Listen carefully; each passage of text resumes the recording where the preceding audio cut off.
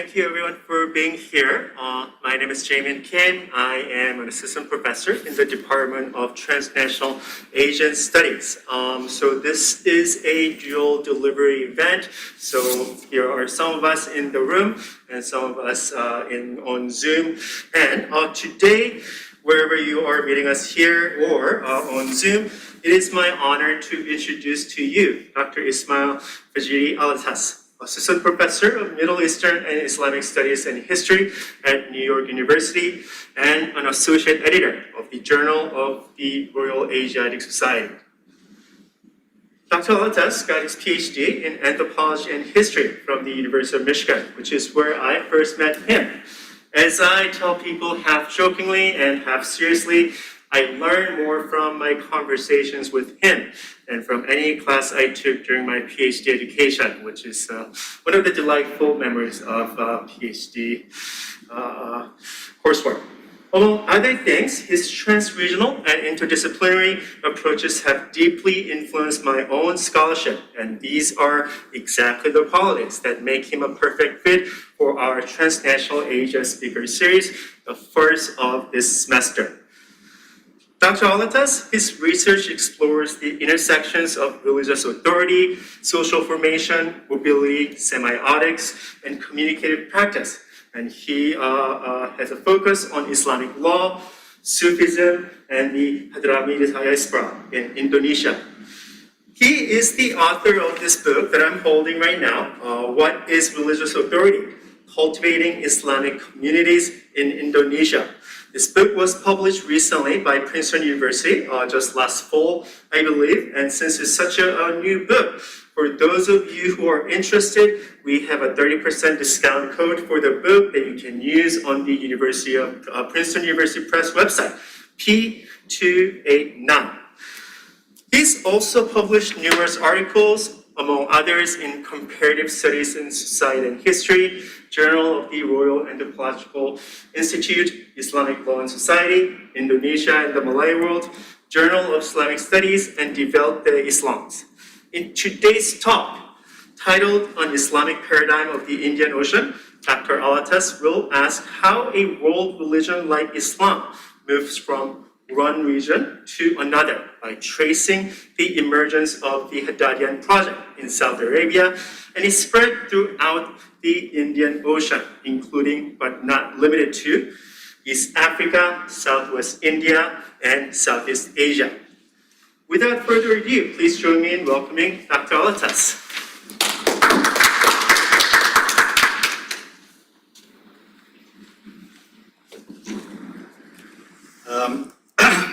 Thank you, Jay, for that very kind introduction. And I would like to thank Jay and his colleagues at the Department of Transnational Asian Studies, as well as the Chow Center.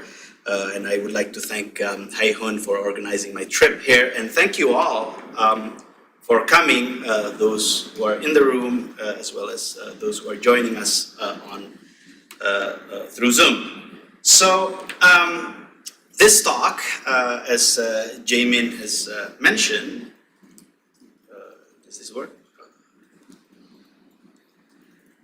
Doesn't seem to work yet.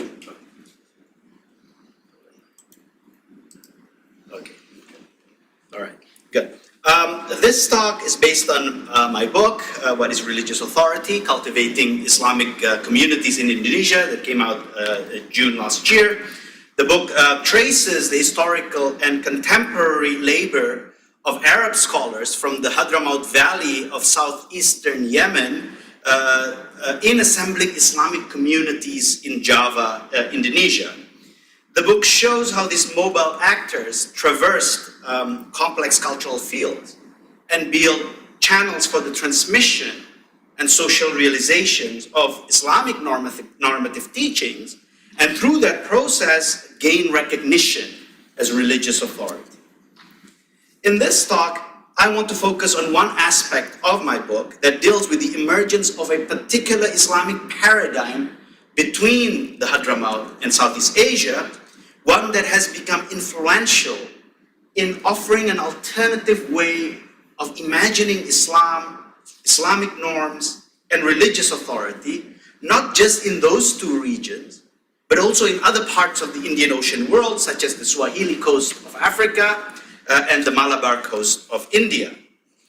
Now, I want to begin with an anecdote from a 19th century Javanese court chronicle and a vignette from my own ethnography in contemporary Central Java, both of which revolves around a religious infrastructure and the labor of certain actors in cultivating religious community, but nevertheless depict a different imagination of Islam and Islamic religious authority.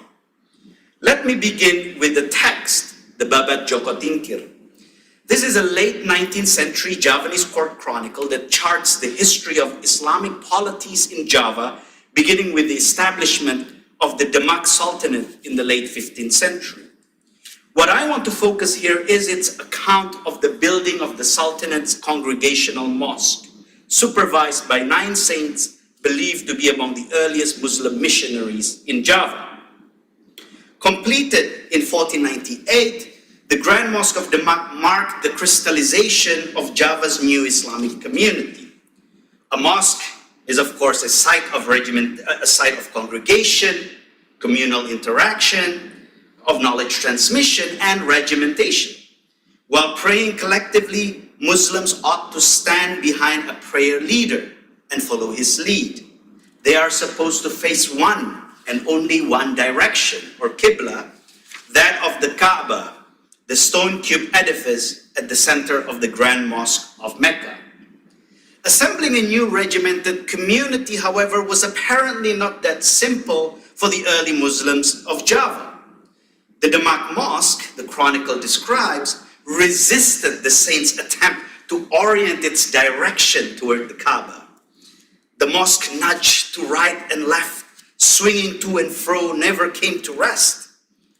One of the saints rose and performed a miraculous act, condensing the world to the extent that Mecca manifests before them. The saint grasped the Kaaba with his right hand and the peak of the Damak Mosque with his left, and aligned both edifices. Alluding to the historical difficulty that marked Java's conversion to Islam, this anecdote portrays the tensions inherent in the labor of cultivating a community oriented towards a new religion, sacred space, and foundational past, all of which were foreign.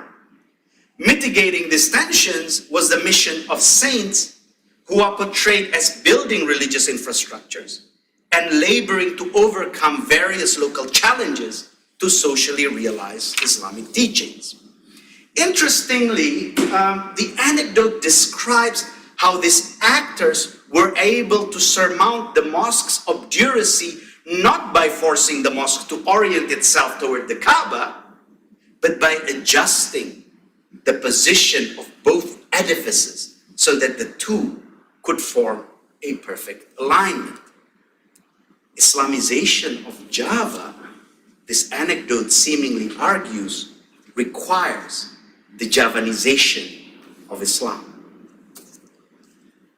Now let me turn to a contemporary religious infrastructure, the Langar al-Hussein. A langar is a neighborhood prayer hall.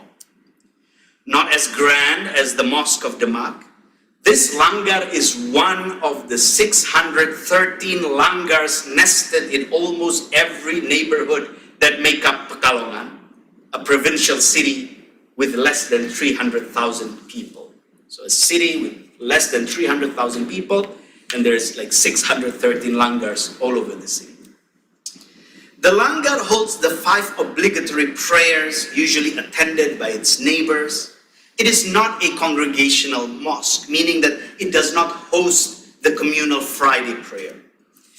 Every evening, following the twilight prayer, the imam of the langar leads the tiny congregation to recite a litany and a creed composed by the 17th and early 18th century Hadrami Sufi scholar Abdullah bin Alawi al-Haddad. These texts were written in simple formats to facilitate memorization and are meant to be recited individually and collectively. my field work, the late Rahman was the Imam of the Langar. A pleasant and jovial man who was then in his early 60s, Rahman owned a shop selling sarongs at the local market. When the time for prayer came, he closed his shop, rode on his time-worn motorcycle, changed into a clean sarong, white shirt and prayer cap, and rushed to lead prayers. Oftentimes he found people already waiting. I'm not a scholar, Rahman admitted, nor do I know much about Islam, although I did learn basic Islamic law from 1 or 2 elementary legal abridgements, or mukhtasars, so at least I know how to teach children how to perform ablution and how to pray. Observing Rahman's daily labor of leading prayers and the recitation of the litany and creed made me cognizant of the Langar as an infrastructure that sustains a modest but subsisting Islamic community. Such a community is an assemblage made up of people, infrastructure, and textual technologies that come together punctually thanks to the labor of a determined but not necessarily highly learned prayer leader. Textual forms like the creed, abridged legal manuals, and litany, which curate and codify Islamic theological, legal, and devotional teachings into accessible and user-friendly forms, allowed someone like Rahman, who was neither a saint or a scholar, to perform the labor of transmitting Islamic teachings to ordinary Muslims. Indeed, there are innumerable actors in Indonesia today who perform a role similar to that of Rahman, scattered in langars across the country. I begin with these 2 accounts because they allow us to think about what I call articulatory labor. That is the act of aligning and conjoining what is posited to be the teachings of the Prophet Muhammad and a community of Muslims. This labor involves the ongoing act of cultivating a community that can serve as the site for the transmission and social realization of the Sunnah, that is, the normative teachings and actions of the Prophet Muhammad. So that's what the Sunnah is, the normative teachings and actions of the Prophet. While Muslims posit the Prophet as the normative exemplar, his teachings and actions, however, were never written down during his life. And textualization and compilation of oral reports that describe the Sunnah, known as hadiths, occurred over a period of decades and even centuries after the Prophet's death. And as such, they are not in themselves contemporary historical documentation of what Muhammad said and did. As a result, Muslims have never agreed on the specific content of the Sunnah, even when they all recognize its authority as one of the religion's foundational sources. Different actors use various means to connect to the prophetic past and transform that foundational past as a normative model, or Sunnah, for the present. Yet that foundational past looks different depending on where and when you are looking from, the question you ask, and the sources you use to access it. Something that, of course, we all learned in Historiography 101, right? In this way, temporal estrangement from the prophetic past diversifies and particularizes the Sunnah. It generates a variety of texts, practices, and institutions, each of which delimit the Sunnah differently in response to distinct social challenges in a particular locality and historical moment. Oftentimes, what is considered as Sunnah need to be modified in light of local cultural assumption for it to take root, as suggested in the story of the Damak Mosque.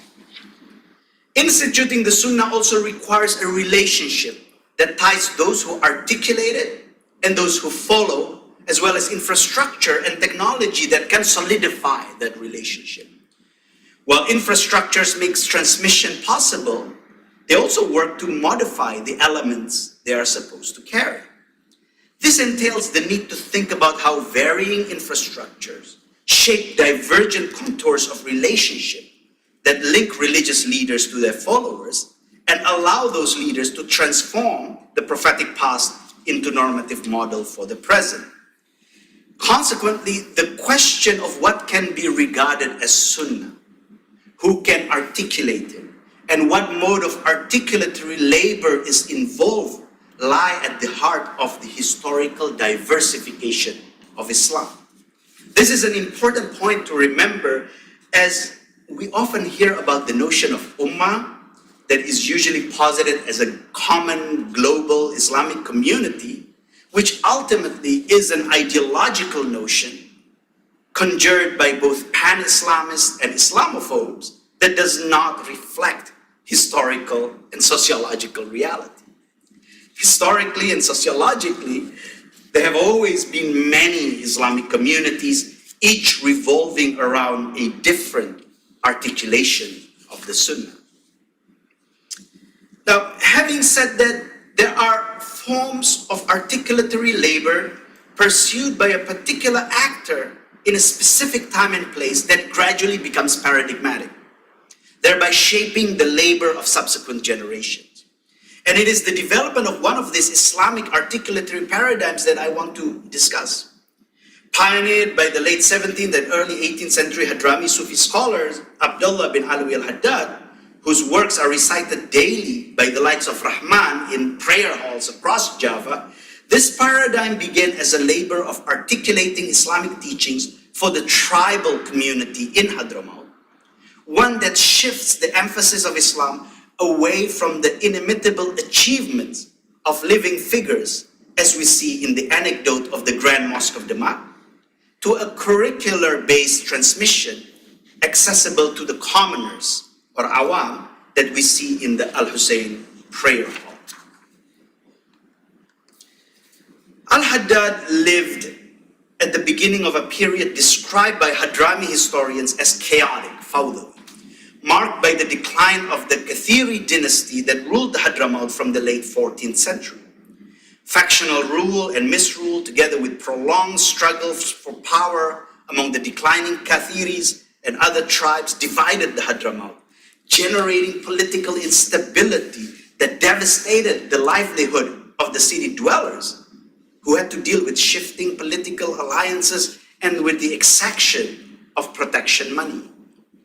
Dissatisfied with the rampant lawlessness in the Hadramaut and the absence of a strong state, the aggrieved Al-Haddad came to the conclusion that Islam ought to be a vehicle for social transformation.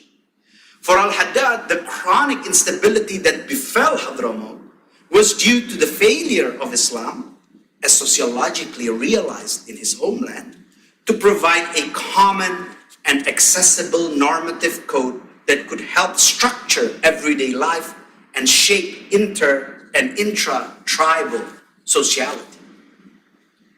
For centuries, Muslim scholars have migrated from the urban centers into tribal territories to proselytize and form religious communities among different tribes. Hagiographical sources illustrate how these scholars set themselves as living embodiments of prophetic teachings, from whom the mostly illiterate members of the tribe could learn. Each of these communities gradually developed its own sunnah, or normative custom, as laid down by these scholars. These sunnahs are partly derived from the prophetic past, as reflected through the scholars, and partly innovations devised in communication with tribal culture. Oftentimes, and anthropologists have shown this elsewhere, the teachings of these migrating scholars are rejected by their tribal followers if they are too distinct from tribal customs. Recall here the anecdote of the Damak Mosque that shows how aligning Mecca and Java requires mutual calibration, right? So what these migrating scholars did was precisely that kind of articulatory labor. They were engaged in an active practice of aligning the Sunnah and the community so that they can become meaningfully connected and socially realized as established norms of the community. Insofar as the articulated entities contradict or are in tension with one another, articulatory labor involves the construction of nodal points which partially fix meaning and results in a qualitative transformation of the conjoined entities. In this sense, articulatory labor performed by these migrating scholars generated multiple Islamic communities that revolved around different sunnah, each of which was born out of pragmatic negotiations with their tribal followers. Each tribe only adhered to the sunnah as embodied, performed, and laid down by these migrating scholars and maintained by their descendants. The tribes basically entrust their religiosity to the scholars and their descendants. This resulted in the emergence of several spiritual dynasties in Hadramaut, each of which is recognized by particular tribes, but not others. The kind of Islam that was able to travel and take root in the tribal hinterlands was the kind of Islam that could not be divorced from particular figures or families. Now, Al-Haddad saw these multiple Islamic communities that revolved around divergent sunnah as somewhat problematic. It is partly to blame for the chaotic condition in Hadramaut. He contended that the personified authority of the spiritual dynasties, who are taken by the tribes as embodiments of the sunnah, should be significantly downplayed, as it only subjects Islam to socio-cultural indeterminacy, leaving Hadramaut without a common and uniform sunnah. For Al-Haddad, the sunnah ought to be codified so that it can be transmitted and consistently realized, notwithstanding socio-cultural heterogeneities. Only then can Islam serve as the moral foundation for the creation of a stable economy and society. To realize that vision, Al-Haddad came up with a new mode of articulatory labor. At its heart is an accessible curriculum consisting of texts authored by himself, his disciples, and other scholars that would allow for the social realization of a standardized and doable sunnah for all Muslims, right? Not for a particular tribe, not for a particular clan, but for all Muslims, notwithstanding their background. Three textual technologies were central to this articulatory mode: the creed, the legal abridgment, and the litany. As a semiotic form, creed aligns theological propositions and social formation through the performance of individual and collective assent, what Muslims call tasdiq. The creed is a portable and intimate mode of objectification that ensures the portability and circulation of religion, at least its propositional content, allowing it to be extracted from one context and inserted into others. Creed gives theological doctrine an explicit but straightforward form, making it impressive, morally commanding, and above all, part of an inhabitable world. Its circulation brings together elite and lay person and works against localizing forces. If creeds conjoins a standardized theological doctrine and subjective belief, legal abridgments, or mukhtasar, mediates the emergence of a common standard of practice. An abridgment usually denotes either a condensation of a larger legal text or a synopsis of authoritative legal position of a particular school of law. Apart from their concise and synoptic format, a key characteristic of abridgments is their univocality. Unlike the larger heteroglossic, multivocal legal tomes consulted by the jurists and studied in the institutions of higher learning, where you have multiple juristic interpretations and arguments, there are no juristic disagreements in this genre, abridgment. This text simply consists of one definite legal ruling for each matter of concern, presented in an accessible and straightforward manner. This particular genre addresses the problem of legal indeterminacy in Islamic law by facilitating taqlid, or imitation, whereby an individual follows the views of an established school of law codified in the text, rather than following the opinion of a jurist who may differ from another jurist, or an opinion that may change over time. Al-Haddad also composed two litanies, Ratib al-Shahir, the renowned litany, also known as Ratib al-Haddad, the Ratib of Al-Haddad, and Al-Wird al-Latif, the gentle invocation. Each of these litanies is a compilation of Quranic verses, prayers, and invocations prescribed by the Prophet to be recited on a daily basis. Both are compact and susceptible to memorization. Normal recitation takes only 15 to 20 minutes, thereby allowing people to recite them once or twice a day without disturbing their daily course. The objective of compiling a litany is to facilitate a guided recitation that enables commoners to memorize and practice invocations prescribed by the Prophet and derive spiritual benefits without burdening them with the daunting task of finding such invocation from the Quran or from the voluminous Hadith compendium. Al-Haddad's project can thus be perceived as an attempt to constitute an Islamic community that can be replicated elsewhere or everywhere, one that is aligned to and serves as the site for the social realization of the Sunnah as codified into a common and univocal theological, legal, and devotional code. This articulatory mode projects a vision of an objectified instead of embodied Sunnah, right? One that is consistent, autonomous, and purified from the particularities of local cultures in which it has often been embedded and enmeshed in.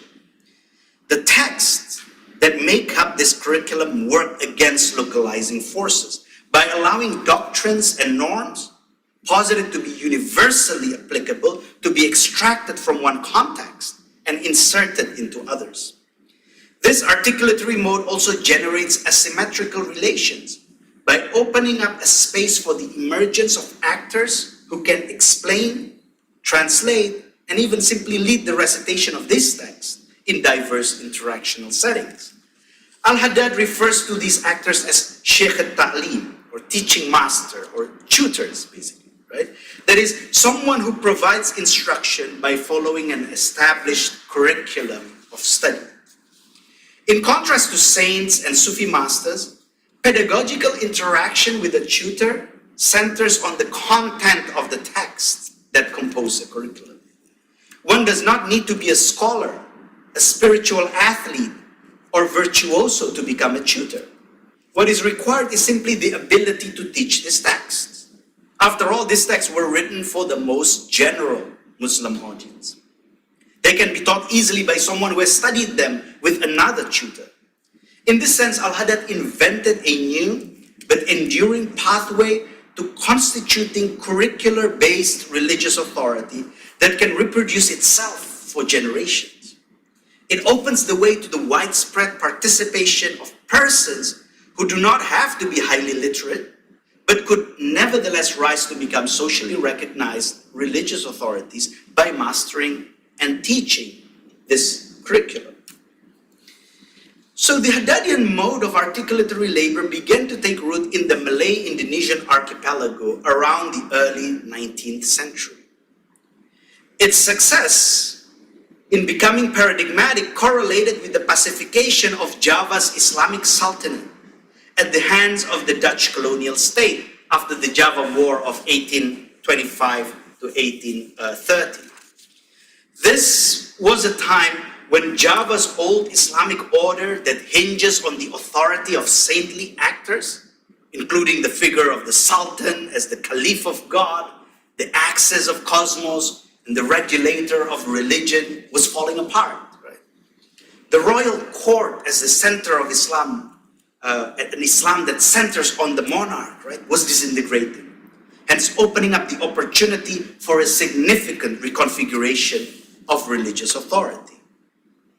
The same period was also an era of economic prosperity for the Hadrami entrepreneurial diaspora of British Malaya and the Dutch East Indies. Since at least the 17th century, Hadramis had been emigrating in increasing numbers to the Malay-Indonesian archipelago. Internal strife and limited opportunities in Hadramaut, together with ample economic opportunities abroad, drove many Hadramis to leave their homeland. Thriving port cities, including Malacca, Kutaraja in Aceh, and several Javanese port cities were the preferred destination for many. Advances in maritime transportation in the early 19th century resulted in an increasing presence of Hadramis in the region.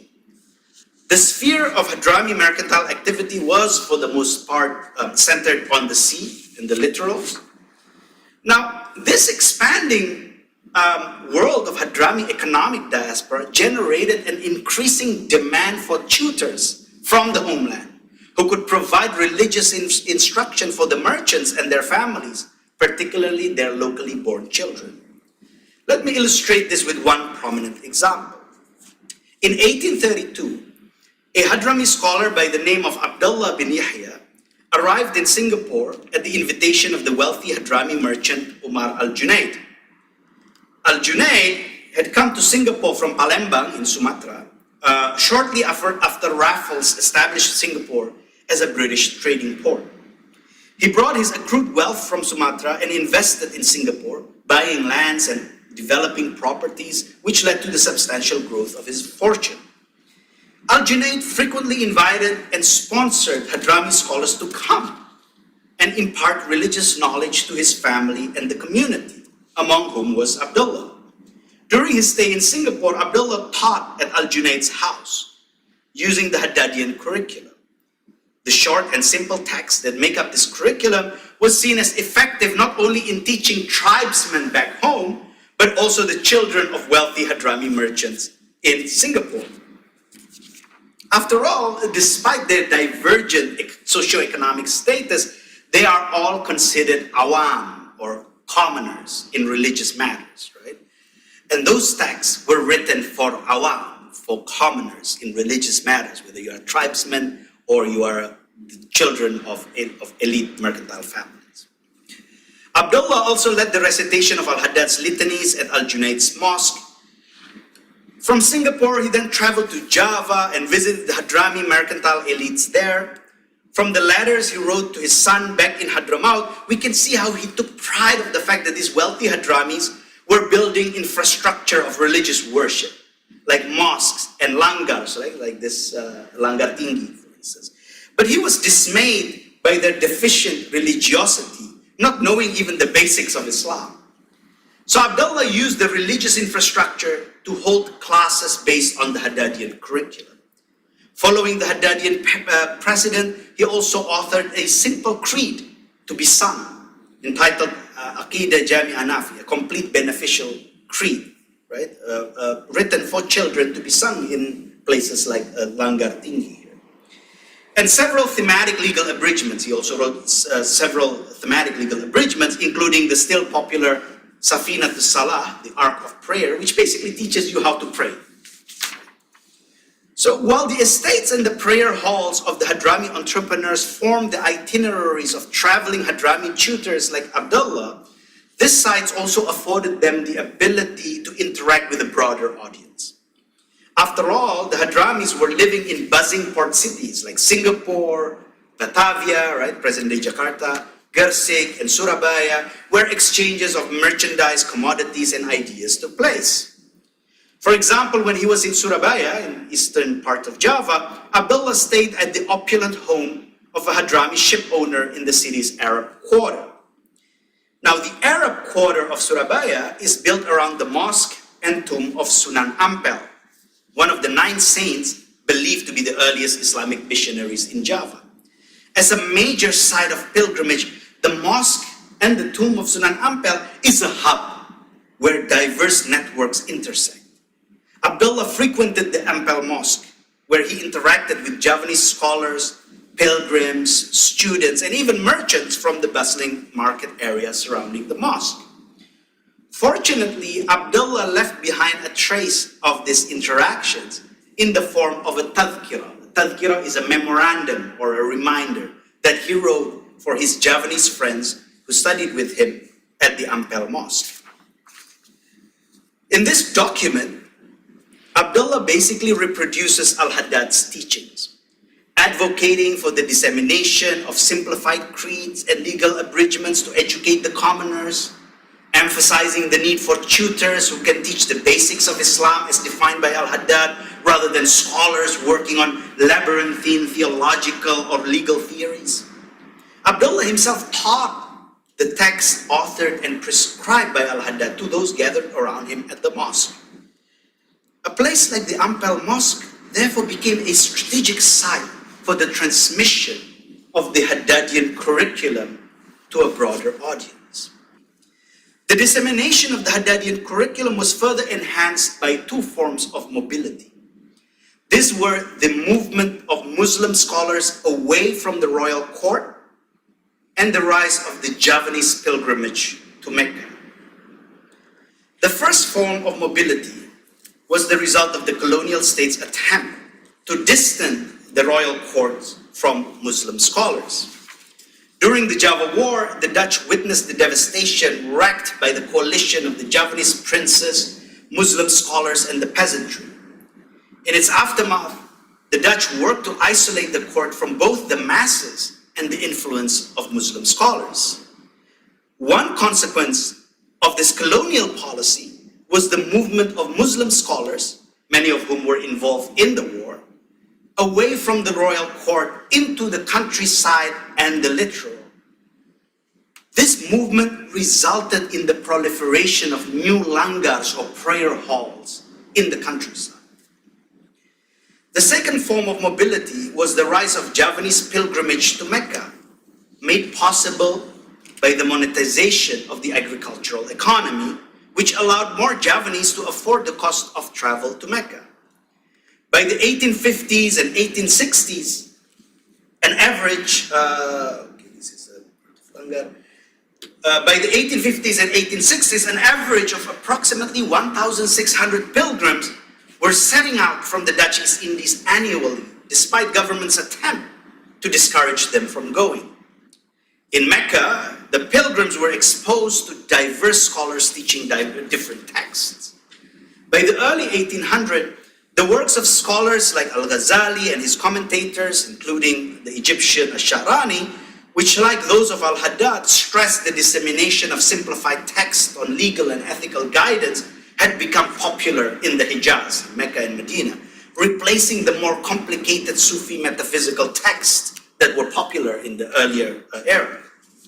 Upon returning to Java, these pilgrims developed close relationship to the Hadrami scholars, whose mode of articulatory labor, including the texts used to perform such labor, resonated with what they had learned in Mecca. So they become allies, right? And together, these actors gradually challenged the social positions of established teachers, including those who fled the royal court and established prayer halls in the countryside. In their eyes, the Sunnah instituted by those older teachers was deemed suspect, or at least too tainted, by Javanese cultural colorings. After all, those Sunnah was the outcome of a different mode of articulatory labor, one that envisioned Islamization of Java as requiring the Javanization of Islam. This contestation over the content of the Sunnah often led to conflicts between Muslim leaders, which in some cases involved the colonial state, right? So Muslim leaders challenging other Muslim leaders, and then they would basically denounce their opponent, their competitors to the colonial state, telling the colonial authorities that these guys are trying to rebel against the colonial state. Hence, the colonial authorities would come down and exile these teachers. Right? But gradually, the returning pilgrims were able to take over the prayer halls established by the older teachers and use them as infrastructures of learning based on the Haddadian vision.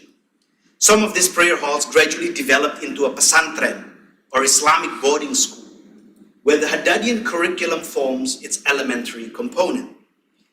By the time the Dutch Orientalist L.W.C. van den Berg compiled his 1886 list of 50 texts studied in the boarding schools of Java and Madura, the texts prescribed by Al-Haddad had become part of the established elementary curriculum in these institutions.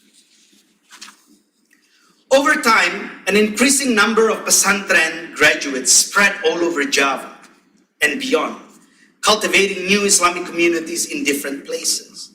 Their mastery of elementary creedal texts, legal abridgements, and the Haddadian litanies enabled them to constitute their own communities. Albeit sporadic and autonomous, these communities are aligned to a standardized notion of belief, practice, and worship as codified in the texts prescribed and authored by Al-Haddad. These Sheikh al-Ta'lim or tutors and the prayer halls or boarding school they preside over are the living and growing acephalous capillaries that reproduce Islam as envisioned by the Haddadian paradigm down to the present day. For most ordinary Muslim, the Sunnah as contextualized in the texts that comprise the Haddadian curriculum becomes the true and authentic Islam posited as objectively available and distinct from local cultures. To conclude, in this talk, I begin with two accounts, right? That tells the formation of an Islamic community, each of which is the outcome of a different mode of articulatory labor. The account about the construction of the Royal Mosque of Damak points to articulatory labor as a work of modulating the prophetic past in light of the community's cultural assumptions in an effort to represent that foundational past as a comprehensible, relevant, and doable model for present and future action. Here, articulating the Sunnah and the community involves mutual calibration and qualitative transformation of the conjoined parts. The second account foregrounds a modest neighborhood prayer hall, in and through which a humble but durable Islamic community punctually materializes 5 times a day. Unlike the saint who performed the miracle of condensing the world, the leader of this community was not a saint, nor a scholar skilled in spiritual subtleties or scholastic sciences. Rahman was simply a prayer leader who made ends meet by operating a small shop at the market. In the eyes of the scholars, he was just an enthusiastic commoners, but commoners nonetheless, albeit one with a strong determination to maintain an Islamic community. The dynamic I witnessed at that prayer hall is not unique. I mean, if you travel around Java, you will find similar infrastructure presided by prayer leaders, young and old, performing comparable labor using identical texts. How did these autonomous but clearly connected communities come to be formed? How did this particular form of religious authority come about? Tracing the itineraries of Islamic transmission responsible for this development prompted me to move across time and space to 18th century Hadramaut, more specifically to Al-Haddad and the mode of articulatory labor he envisaged. At the heart of this articulatory labor, as I've shown in this talk, is an aspiration to assert the Sunnah as a standardized normative code that can help structure social life in a region that had suffered from prolonged socio-political instability. The Haddadian articulatory mode shifted the emphasis away from the inimitable achievements of saints and their families or royal regulators of religion to a textual curriculum teachable by commoners, containing lessons accessible to commoners. This reorientation opened the way to widespread participation in this mode of Islamic learning and practice in Java and elsewhere. Although not well known in the Middle East or elsewhere in the Islamic world, this articulatory mode has become paradigmatic and struck deep roots across the Indian Ocean. This Islamic paradigm helped to facilitate the emergence of a vision of a universal text-based Islam purified from cultural entanglements, an imagination that was subsequently reinforced quite vehemently by modernist Muslims at the turn of the 20th century. Observing the emergence of the Haddadian paradigm shows how imagination of what Islam is, or what religious authority looks like in a particular locality, is often tied to a problem elsewhere. as well as to translocal processes and different forms of mobility. The Haddadian mode of articulatory labor was envisioned for a particular project of societal reform among tribes of Hadramaut, and was subsequently reproduced in Singapore and Java to educate children of wealthy diasporic merchants, before becoming an integral part of Islamic educational curriculum in boarding schools and prayer halls of Java, and subsequently other places like the Swahili coast of Africa, as discussed in the works of scholars like Anabang, for instance. This complex itinerary reinforces the need for us to pay attention to how different forms of local and translocal mobility intersect and forge impactful entanglements. The significance of this simple 20 to 25 pages text, right, that comprise the Haddadian curriculum, which, by the way, according to Van den Berg, are too superficial to be worthy of scholarly attention, becomes evident when they are placed in the analytic framework of connected histories and in the context of social interactions that this text pragmatically entail. I mean, reading this text may not, tell us much, but, once we put this text in a connected history, right, or in relation to the interactional context that this text pragmatically entail, then I think it shows how significant, sociologically speaking, these texts are. That is, their significance becomes clear when we see this text as components of an articulatory labor, or as technologies of Islamic social formation. Focusing on articulatory labor, as I have done in this talk, and which I elaborate in my book, allows us to conceive a historical and anthropological approach to a world religion like Islam that is not teleological, meaning an approach that identifies the emergence of trends of Islamic thought and identity over time, right? Traditional and then modern, pre-modern, modern, etc. Or an approach to Islam that is static, ideological, meaning one that emphasizes the unchanging and static nature of particular ways of being Muslims. Instead, notions like articulatory labor, I think, allows us to develop a more dynamic and inherently contingent approach to the study of religion, right? That explores from the ground up how certain actors, voices, and visions become authoritative and paradigmatic, the skills, infrastructure, and technologies they employ, and the ways in which they are constantly in dialogue with other actors and communities. Whilst quite influential across the Indian Ocean, the Haddadian paradigm is ultimately an Islamic paradigm that coexists with other modes of articulatory labor, some of which have also become paradigmatic. So it is just one paradigm among other paradigms. As such, we should refrain from adopting a teleological perspective that concludes with the triumph of one mode of articulatory labor over the others.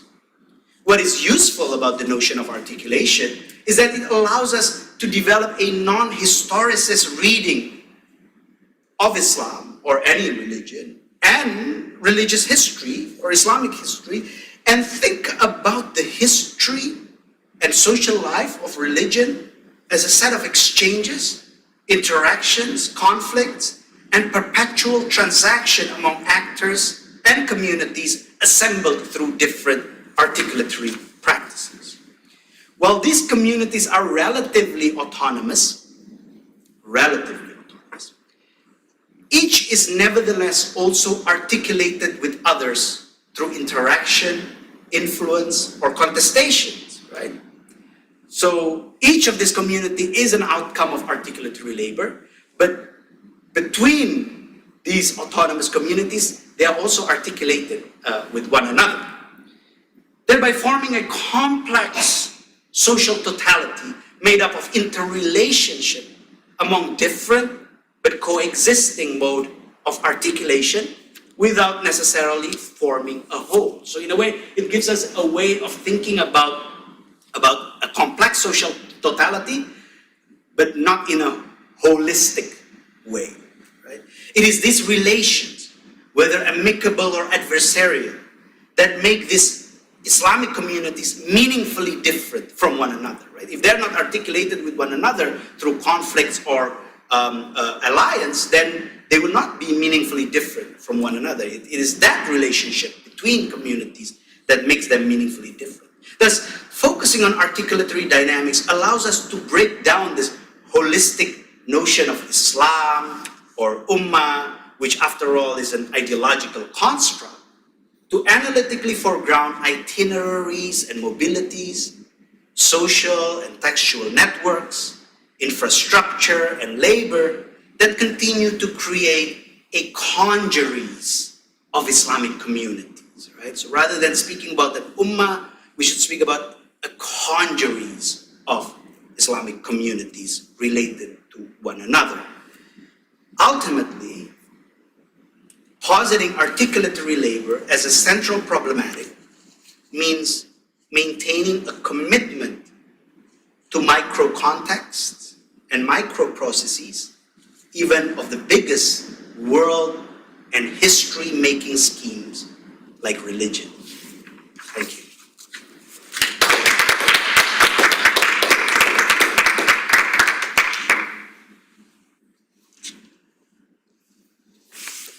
Thank you so much, Shaji, for your wonderful presentation. So, this room is equipped with the microphones that you see just hanging there. So there's no reason to pass around the microphone. So this time I'll be taking questions from the floor as well as the Zoom audience. So yeah.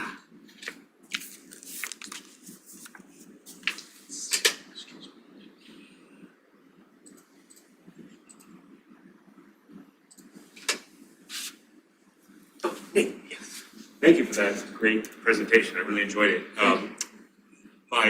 The one question I wanted to ask now is were there other curricula with which Haddad's was in competition?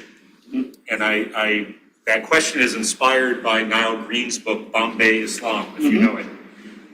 Is there a kind of entrepreneurial competition for these kinds of curricula?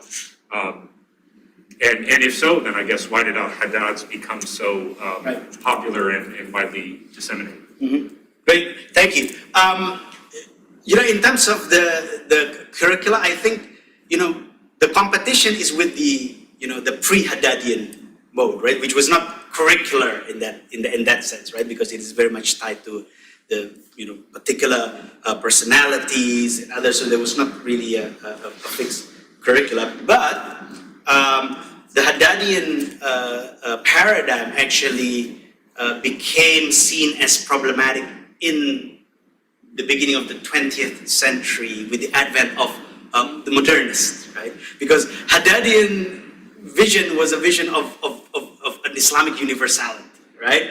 But then when an alternative vision of universality, radiating from places like Syria and Egypt, this whole Islamic modernism, then suddenly the Haddadian vision of a universal Islam seems parochial in a way, because of course every universalist vision is very much hinges on particular texts, and so what was seen in the 19th century as the what universal Islam looks like, what global Islam looks like, suddenly in the 20th century became seen by the modernists as a parochial Islam. So I think the significant curricular challenge actually came from the modernists in the 20th century, to the extent that Sukarno, who became the president of Indonesia, the first president of Indonesia, wrote in 1930s, 32, I think, he basically defined what is wrong with Islam in Indonesia is what he calls, and he coined the term Hadramautism, right? That all this Hadrami stuff is what is wrong with Islam in Indonesia, because he was a modernist, he was, you know, looking towards Turkey and Egypt, right? As a, you know, oh my God, this is what modernity looks like. And what, we're all sitting here reciting, you know, this Hadrami litany, etc., etc. So that was the challenge. Nevertheless, even if the Hadrami curriculum did not, for instance, in the 19th century, did not have you know, considerable competition, there are other similar kind of curriculum and vision of curriculum, like brought, for instance, from places like Mecca, that actually synergize with the Haddadian curriculum because of the same emphasis, right? But you know, if we think, for instance, with Nile Green, you know, notion of religious marketplace, for instance, then the competition actually can happen, and indeed happen, at the level of the social formation. That is, people may subscribe to the same curriculum, right? Two actors may subscribe to the same Haddadian curriculum, and yet they would compete with one another because each of them are actually engaged in the labor of cultivating community, right? And so there were a lot of competitions between those who subscribe to the same curriculum. And this is why I think, you know, the notion of, you know, looking at the labor of social formation, right, is important, because otherwise, if we only see, or if we only focus on the curriculum, then perhaps, you know, we lose sight of this micro competition that happens between people sharing the same curriculum and vision, right? I hope that answers your question. Next, we have a question. Let me ask a question. Yeah, we have a question from the Zoom audience. It's from Sydney Liu, and I'll just read out his question. Thank you for the inspiring talk and the amazing approach to religion. I'm especially interested in your discussion on the colonial context in the formation of the religious authority. I was wondering if the decolonization in Indonesia had any impact on the practice of articulatory labor at all? Mm-hmm. Thank you, Sydney. Well, you know, what I find useful about notions like articulatory labor is precisely that it allows us to think about religious authority as, you know, something that is, as a relationship that is always reproduced, but also transformative at the same time. So, and in a way that highlights, you know, the agency of Muslims themselves, as in actually thinking about, you know, the kind of relationship of authority that they are, you know, trying to build and maintain, as opposed to really explaining everything in terms of colonial policy or post-colonial policy, etc. I mean, those things are important, right? But they are just one determinant among other complex determinants that actually shape religious authority as a relationship. Right? Now, in terms of post-colonial or decolonization of Indonesia, yes, as I said, you know, in my response to the earlier question, you know, even from the beginning of the 20th century, Indonesian nationalists had begun to see, you know, this Haddadian paradigm as somewhat problematic because it is too tied to, you know, another place, and that place is not like Mecca, where Muslims are all agree as really the center of Islam, but another place that, you know, that perhaps, you know, hampered another kind of geographical imaginary of what Islam is. Now, in terms of post-colonial Indonesia or decolonization of Indonesia, yes, it has impact on the practice of articulatory labor, precisely because, for example, the expansion of public school system has allowed, you know, different mode of articulatory labor to emerge, right? One that is based on schools and you know, public schools, and Islam as taught in the schools. But interestingly, while the Ministry of Education and the Ministry of Religious Affairs produce their own, Islam textbook, right? Or textbook Islam, that is supposed to be like nationally taught through the public school system. If we read carefully many of this textbook, right, government-issued textbook on Islam, produced in Indonesia and taught in the public school system, most of them are actually, surprisingly speaking, are translation of many of the Haddadian texts. So the public school textbook Islam has similar logic to the Haddadian vision of univocality, right? If you read, if you try to study how to pray and how to perform ablution through this textbook, a school textbook, then there's only one way to do it. There's no juristic disagreements, and the way they define Islamic creed is also the same. But, so in a way, this textbook, post-colonial textbook Islam, somewhat reproduced and translated many of these Haddadian texts. It's just the mode of instruction changes because it's no longer Langar-based, but public school-based. But having said all of this, it does not necessarily mean that the Haddadian mode that we see, the Langar-based, suddenly disappeared, as if modernity puts an end to everything and started everything new. And this is why I think we should focus on articulatory labor, because there are multiple coexisting different kind of articulatory labors happening. The state may try to impose uniformity, but it would never be successful because there are, different communities hinging on different articulatory labor. And similarly, the Haddadian paradigm, although it became paradigmatic and influential in Indonesia, it did not mean that the older form of articulatory labor disappears. No, they're still there. And this is why I think, approaching this not teleologically, right, but contingently is much more analytically useful in order to understand continuity and change without seeing, without coming up with, okay, this is the modern phase, this is the pre-modern phase, etc., that I think flattens what is supposed to be a more complex story. Before we get to the next question, let me fix the screen real quick. I just wanted to.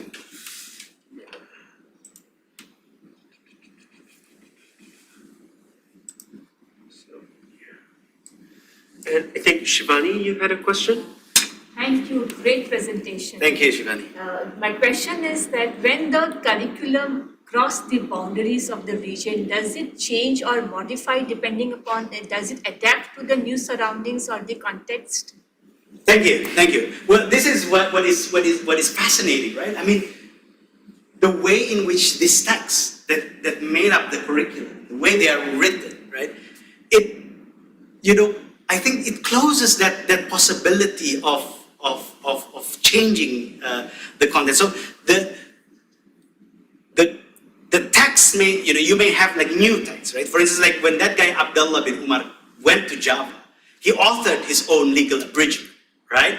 But it's still the same kind of genre, the same kind of logic, etc. So I think what we are seeing here is a curriculum, and that's why I like to use the word articulatory paradigm, because there is a logic to the curriculum in a way that opens it up to different texts, but not that open. There is a regulation in the kind of text that it can enter. So as long as it's a simple, straightforward creed, litany, and legal abridgments, then that legal abridgments can change. Some of the legal abridgments that used to be popular in the 19th century actually became less popular, for instance, in the 20th century. But still, what replaced it in the Haddadian curriculum is a similar kind of text, right? In a similar kind of text. For example, one of the texts that was authored in Singapore in this Haddadian fashion is a legal abridgment called Safinatun Najah,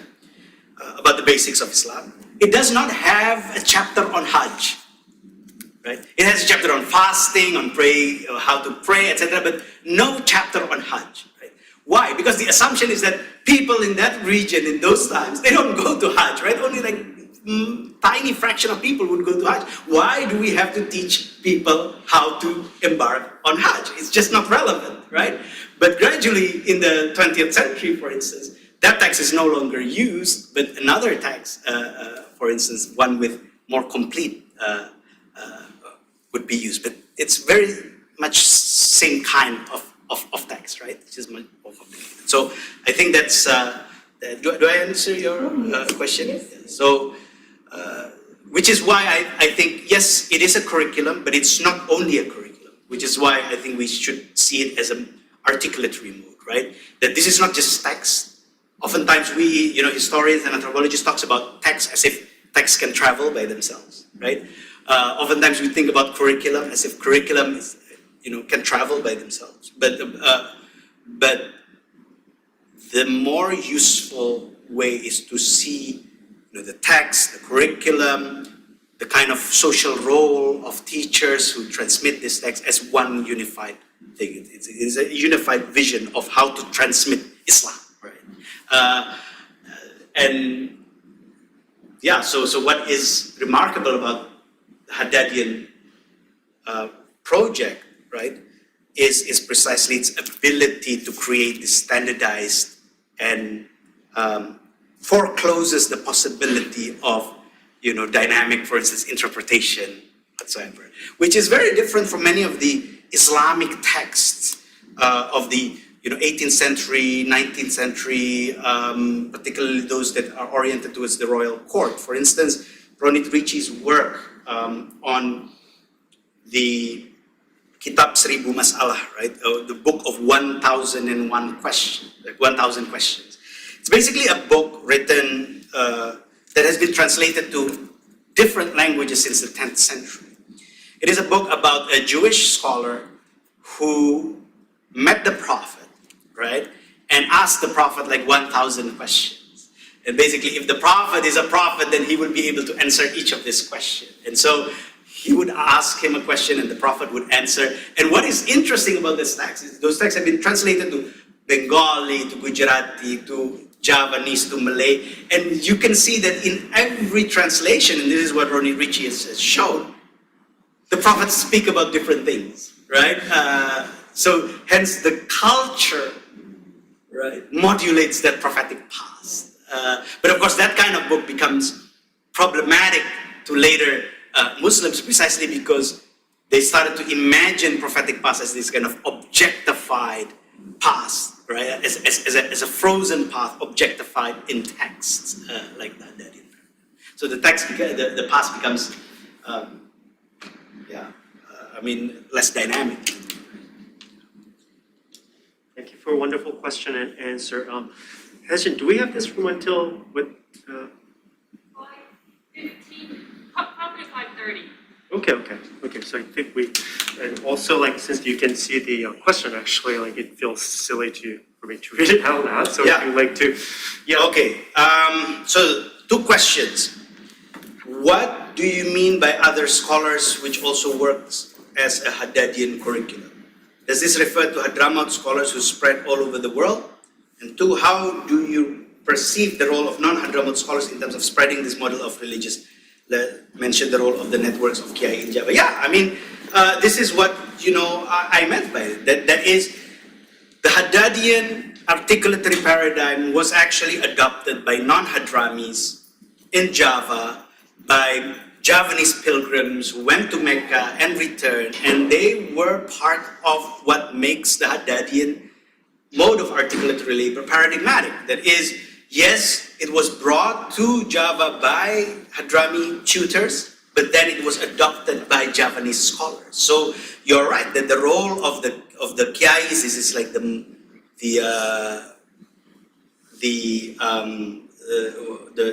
role of the networks of Kiai in Java, that is the indigenous religious authority, was very much part of this story. Many of them studied with Hadrami scholars, and the memorandum that I talked about, written by Abdullah bin Umar in Surabaya, was written for Javanese Kiais. So they were together in this. We cannot explain the paradigmatic nature of the Haddadian paradigm without involving, Malay and Javanese scholars who are actually part and parcel of reproducing this.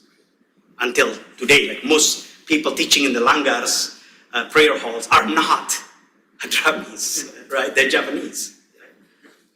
Great. So we have another question. Should I just read it? Yeah, sure. Yeah.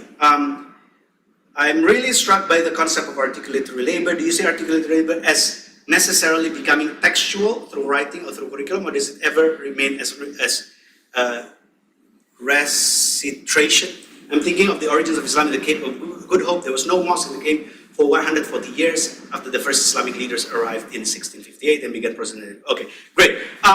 No, absolutely. I mean, there can be different ways of articulatory labor, right? I mean, the example that I gave about how many of the scholars in the Hadramaut before Al-Haddad migrating to tribal territories and establishing sacred sanctuaries, they did not involve any text at all. Basically, they went, right? These scholars would go to tribal settlements. And so how do you get accepted as a religious authority? Because your textual learning that you got from the cities did not mean anything to the tribes. Basically, for the tribes to recognize you as a religious authority, it's very simple. Can you pray for rain? Can you pray for rain? Can you pray that my wife will have a son? Okay? Can you intercede? So thaumaturgical ability was more important, right, in the articulatory labor of these scholars. Text, they were illiterate, they were not interested in text, which is why many of the scholars were composing poems that can be sung and with drummings, etc., to articulate the prophetic past to the present. And many of these tribesmen, basically, if you ask them, what is Islam? They will say, well, Islam is following this scholar, this guy, this saint, right? Whatever he does, that's Islam for me. So Islam is what they do. Islam is not what the texts say. Now, we tend to think this in terms of, text versus non-text, or, embodiment versus objectification, etc., etc.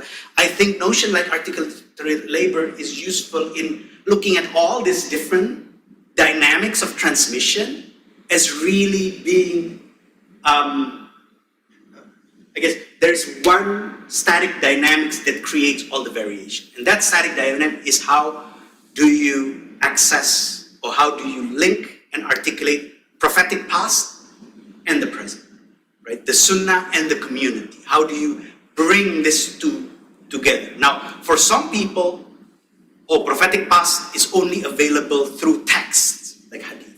But there are other, like for instance, Sufi masters who would not use text, but we use dreams, for instance, to access the prophetic past, to speak to the spirit of the prophet and, articulate and transform that into example for the present. Some would use text to study. Some, like these scholars in the Hadramaut who went to the tribal territories, would just claim genealogical connection to the prophet, making them into an authoritative connector to the prophetic past. And they basically said, if you want to follow the prophet, just look at me and what I do, and that's the Sunnah. Right? All of these are just variations of one single process, which I think sociologically speaking, that's what Islam is. That Islam is this labor of articulating or aligning the past that is deemed as foundational and the present in a way that transforms that foundational past into the present. Right?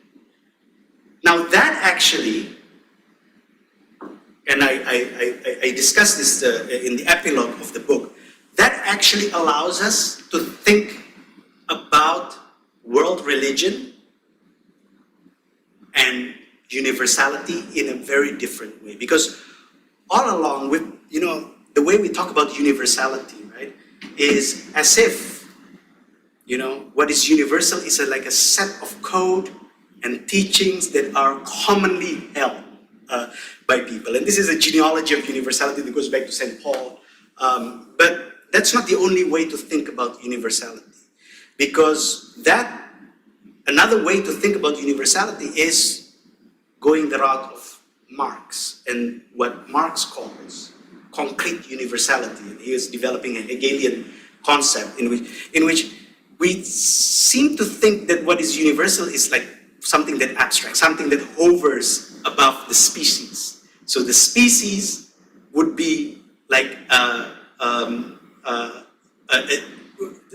there's a species and there's a genus, right? For example, like this chairs, right? You have 3 chairs, and then you will ask, what is common in these 3 chairs? Oh, they're all gray. Oh, they're all light, etc. So what is universal, what is common, is an outcome of abstraction. You abstract what is universal from a given case. But that's not the only way to think about universality, because we can also think about universality in terms of the notion of the common ancestor, by which one single dynamic may actually descend and generates variation, right, from one single dynamic, which can be different from one another, and yet they can be historically traced back to one moment in time. And what Marx's example of a concrete universality is, of course, labor. Because labor, in Marx's definition, labor is what? Man's extraction of nature, man's manipulation of nature through the use of his own tools. That is just like one simple dynamic that our ancestors back in the days would use, with the spears, and they would make spears and they would fish, right? That's just very basic notion. But it's concrete, it's something concrete, it's an act. But something that may develop into all sorts of labors in different historical phases that may be different from one another. But here, I think we can think about universal as something that is open to differences and even contradictions, and not necessarily commonality. So this is how I think about articulatory labor as the concrete dynamic, right? That actually opens up the plethora of variations and different kinds of Islamic practices, texts, institutions, etc. And the ancestor of that is, of course, the prophetic labor itself, the prophet's labor of cultivating community, which was then continued by different labor. So. Yeah, so I would actually like to, if you may indulge me, with like a question of my own. I am by no means an expert on the topics that he has discussed in this talk and in his book. But my question is something that's like much more general. So, what is religious authority? That is one of the questions that you answer in your book. And how would you say like your answer to the question informs our understanding of authority? Mm-hmm. Yeah, thank you, Jay. I think, my answer to the question of religious authority is, and here I'm very much, influenced by the works of somebody like Hannah Arendt, that really, I think from among the few who actually argues that the problem with the notion of authority is that it has often been misunderstood as a form of power, right? And that is not helpful at all analytically. When everything we see, and just because, for instance, authority demands obedience, we start to think, oh, authority is a form of power. But I think analytically speaking, we should distinguish between authority and power. And in fact, Arendt said that it's very difficult for us moderns to think about authority because we've forgotten, we do not live as part of a tradition, then we do not understand authority. But my question to you, and this is I'm very much building from Arendt, is that authority is a relationship, is an asymmetrical relationship, it's a hierarchical relationship, right? That allows those who are seen as the holder of authority, as authoritative, right, to transform the foundational past into example for the present without resorting to coercion. So that's what authority is, I think. That is, there has to be a notion of foundational past. There cannot be authority without a notion of foundational past. There has to be people who try to claim connection to that past, right? And there has to be a certain labor of transforming that past into model for the present, without resorting to coercion. Because coercion actually signals the failure of authority. When you have to force somebody to do it, that's a failure of authority. And I like to think about this like doctors, right? Doctors will prescribe to you medicine. He does not have to force you to take the medicine, but you will take it because you recognize that authority of the doctor. And Arendt basically came to this argument through a study of Roman political theory, right? In Rome, for instance, the foundational past is the foundation of the city of Rome. And then you have people who are somehow connected to that foundational past, meaning people who, like the senators, right, the member of the Senate, who have connection to that past through lineage, through connection, etc. And they can give advice to the holder of power without resorting to coercion. So this is how I understand authority. And I think it's a very useful concept analytically because it allows us to ask about, okay, how is the connection to the past? Think about how people, what kind of connection to the past? How is that past imagined? Is the past imagined as a living past or an objectified past? Right? How do you make connection to the past? How do you transform that past into examples for the future? What kind of infrastructures do you need to maintain this relationship? How do you actually tell people to follow the model that you are presenting without resorting to coercion? I think this is how I, think in my book as I think about the history and ethnography that I look at is precisely to ask these very questions generated by that understanding of authority as relationship between past and present, between somebody who is transforming that past into example and somebody who's enacting. Thank you so much. Well, thank you so much, everyone, for coming out in this cold weather, and thank you everyone joining from Zoom.